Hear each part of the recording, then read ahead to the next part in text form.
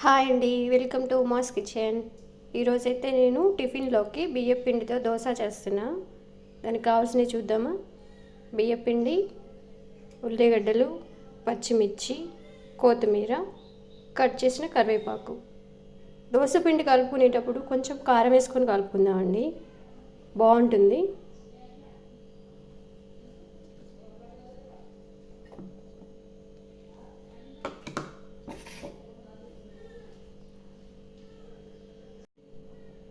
చూడండి, కొంచెం కారం,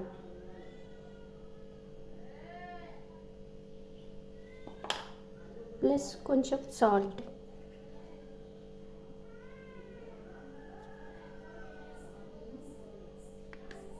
ఇప్పుడు వాటర్ పోసుకొని కలుపుకుందాం. మరీ లూజ్ కలుపుకోవద్దండి.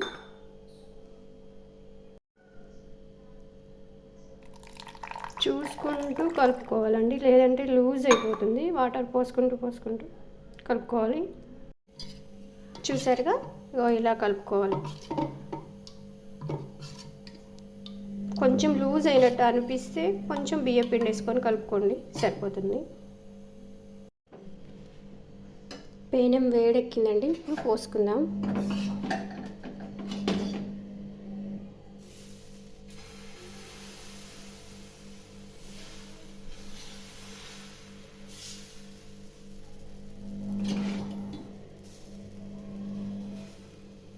కొంచెం మందంగానే వస్తాయండి, మరీ పలుచగా రాదు, మినపప్పులాగా. ఇప్పుడు కట్ చేసి పెట్టుకున్నాం కదా, అవి వేసుకుందాం. ఉల్లిగడ్డలు, పచ్చిమిర్చి, కొత్తిమీర, కొంచెం ఆయిల్.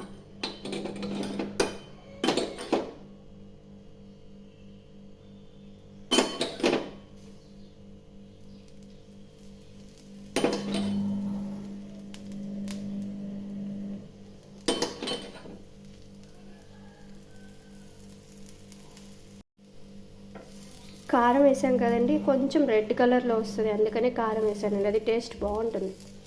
ఇప్పుడు తిప్పేసుకుందాం.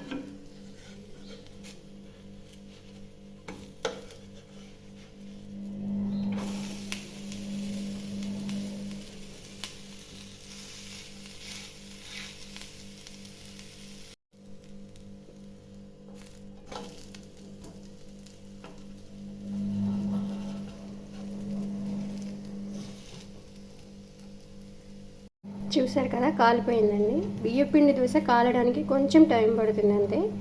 సో ఇప్పుడు అయిపోయింది, ఇది తీసేసుకుందాం ప్లేట్లోకి.